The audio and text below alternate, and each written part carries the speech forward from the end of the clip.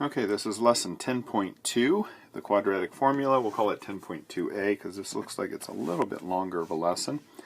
Alright, so up until this point, you have been solving quadratic equations, and let me get...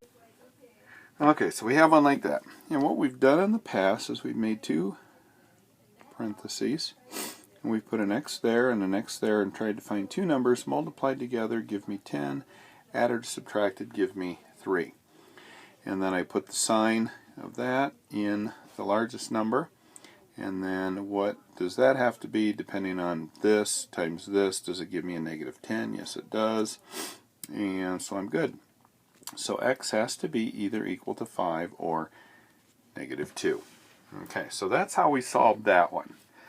Alright, so that was called just simple factoring. Let's go to what we did the other day in the last lesson, and that was completing the square. Okay, so what we did with that one is we took and we moved that to the other side and left a blank. Took half of the 3. Half of the 3 is 3 over 2 because we doubled the denominator, and then we squared it. And that gave us 9 over 4. And we added 9 over 4 here.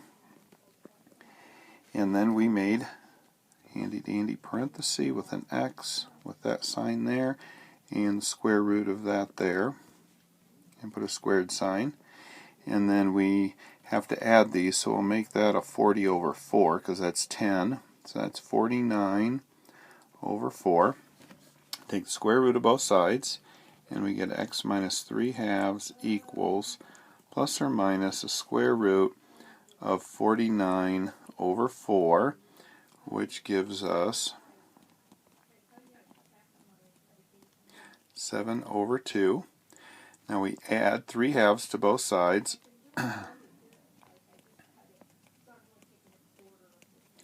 So what we have here is x equals positive 7 halves plus 3 halves, and negative 7 halves plus 3 halves. So this is 10 halves, or 5, and this is negative 4 halves, or negative 2. So again, when we did completing the square for the exact same problem, we got the same answer as when we did simple factoring. So obviously simple factoring is the way that you pretty much want to go because it's the fastest way to do it. But when you can't do the simple factoring, you do completing the square. Completing the square always works, but it's not always the easiest method. So there's another method that you can use, which is called the quadratic formula. Quadratic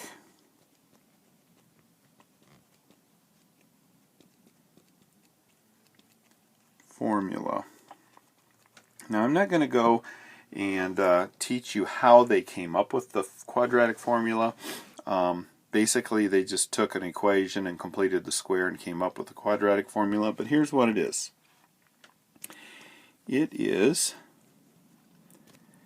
x equals negative b plus or minus the square root of b squared minus 4ac all over 2a. Alright, so what's the a, b, and c? Well, the number that's in front of here is the a, the number that's here is the b, and the number that's here is the c. So let's go ahead and write it with those numbers in its place. Alright, it says negative b. What is b? b is negative 3. So this negative goes with the b. So that is going to be right there. Plus or minus, telling me I'm going to have two answers. B squared minus 4. What's my a? The number in front of x is a 1. And then my c is negative 10. All over 2 times, what's my a again? 1. Alright, so let's look at each piece of this one at a time. So 2 negatives is a 3. And I'm going to do what's inside the radical sign first. 9 plus 40 over 2. All right, keep going here. X equals 3 plus or minus, what is 9 plus 40? 49 over 2.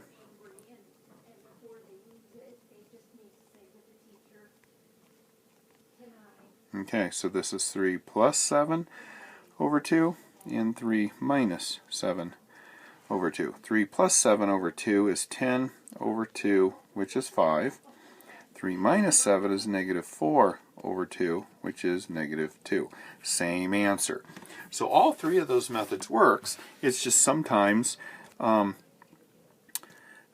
of them is easier to do than the other. And sometimes the doing the simple factoring that I did first doesn't work at all, because maybe you're getting some crazy number that there's no way you could have gotten if you tried to factor it.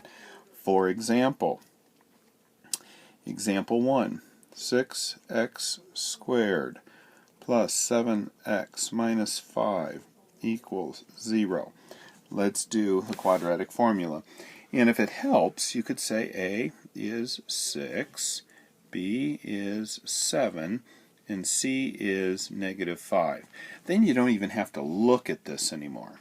You just look at this part of it and plug those numbers in. So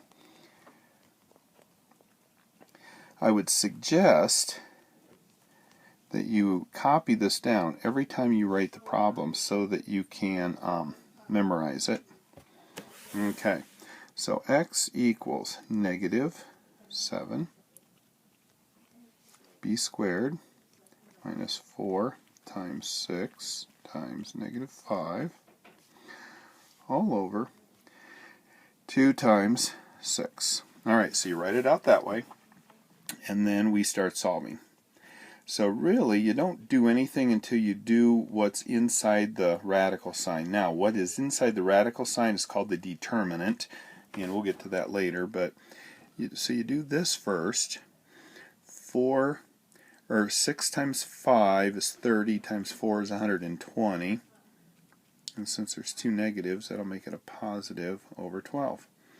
So x equals negative 7 plus or minus the square root of 169 over 12.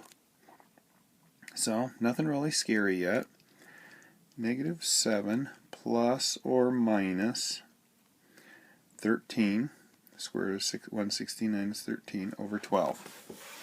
So now we get, for an answer, negative 7 plus 13 over 12. Negative 7 minus 13 over 12. So this is going to equal negative 7 and 13, 6 twelfths negative, or 1/2. This is going to be negative 20 over 12, which is going to be 10 over 6, 5 over 3. So there's my two answers. Okay? So you will get two answers doing this. But you've got to make sure you put everything in standard form first and then go from there. And what I mean by standard form is that you're going to have the x squared first, the x next, and then a number here, and then that's going to equal 0. It has to be that way or it's not going to work. Alright, so you might have to shift things around. So example 2, we've got x squared over 3 minus x equals negative 1/2. What would happen then if we multiplied this whole thing by 6?